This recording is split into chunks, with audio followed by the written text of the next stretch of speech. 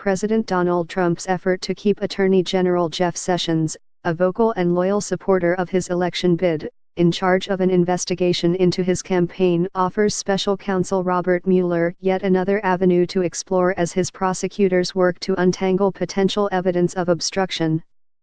The federal investigation into possible coordination between the Trump campaign and Russia already includes a close look at whether Trump's actions as president constitute an effort to impede that same probe.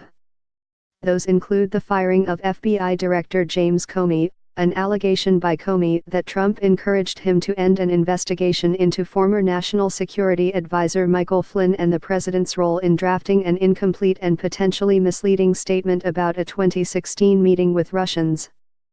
The latest revelation that Trump directed his White House counsel, Don McGahn, to tell Sessions not to recuse himself from the Russia investigation is known to Mueller's investigators, who have interviewed many current and former executive branch officials.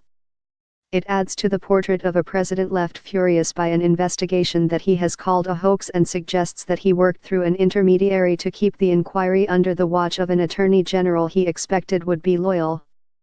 3 people familiar with the matter confirmed to the Associated Press that McGahn spoke with Sessions just before he announced his recusal to urge him not to do so. One of the people said McGahn contacted Sessions at the president's behest. All 3 spoke on condition of anonymity to avoid publicly discussing an ongoing investigation.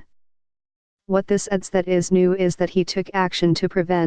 attempt to prevent, Sessions from recusing himself, said Notre Dame criminal law professor Jimmy Gurul, a former federal prosecutor. So now we go simply beyond his state of mind, his personal beliefs, to taking concrete action to attempt to prevent Sessions from recusing himself. Though the episode makes clear Trump's exasperation with the investigation, it remains unclear whether Mueller's team has evidence to establish that the president's collective actions were done with the corrupt intent needed to prove obstruction of justice.